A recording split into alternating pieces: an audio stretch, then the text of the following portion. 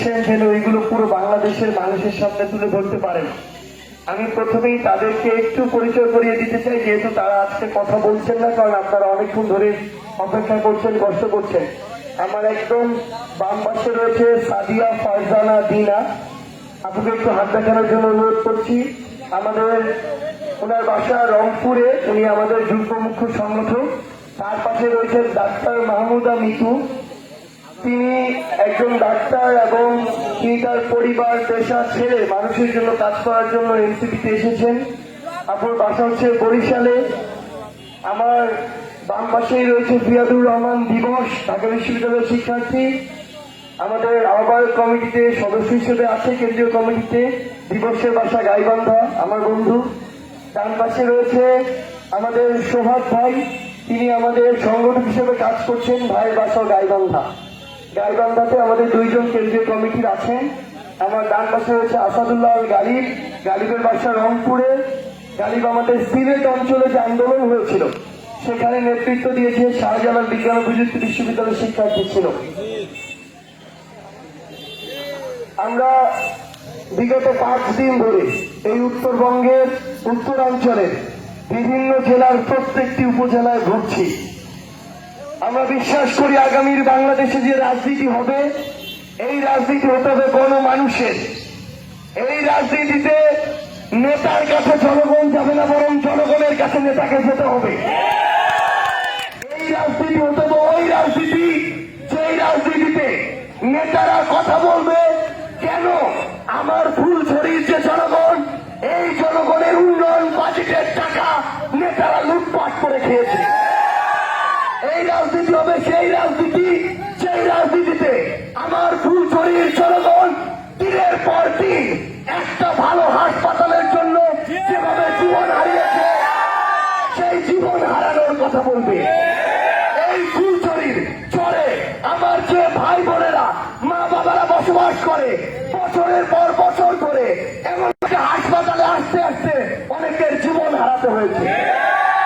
আগামীর রাজনীতি তাদের কথা বলতে হবে যেন ফুলছড়ি প্রত্যেকটা মানুষের চিকিৎসাটি নিশ্চিত হয়। আমরা দেখেছি এই নদীর জন্য, যে এই নদীতে ফুলছড়ির অনেক মানুষের সহায় সম্বল, পিঠে বাড়ি, বিভিন্ন ধরনের পশু পাখি থেকে শুরু করে আশ্রয়স্থল সবকিছু নদীর পানিতে ভেসে যায়। হাজার হাজার কোটি টাকা বাজেট এসেছে। যে নেতারা এই বাজেট লুটপাট করে নিজের আখের গুছিয়েছে, তাদেরকে আমরা আগামী ফুলছড়ির রাজনীতিতে দেখতে চাই না। আমরা স্পষ্ট করে বলি, এখানে আমার যে ভাইরা, বাবারা, মায়েরা, বোনেরা রয়েছেন, একটা জিনিস মনে রাখবেন, আপনারা যদি আপনাদের জীবনের উন্নতি চান, আপনাদের সন্তানের পড়ালেখা নিশ্চিত করতে হবে। যেই নেতারা আপনাদের সন্তানদের পড়ালেখার জন্য প্রয়োজনীয় শিক্ষা প্রতিষ্ঠান নিশ্চিত না করে, সেখানে প্রয়োজনীয় বাজেট নিশ্চিত না করে নিজের সন্তানদের ঢাকা ইংলিশ মিডিয়ামে পড়ায়, তারা আপনাদের নেতা হতে পারে না।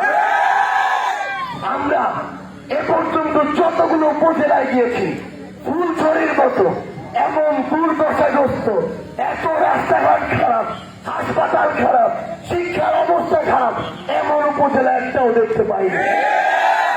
এর যে কষ্টের কথা আর থাকতে পারে না।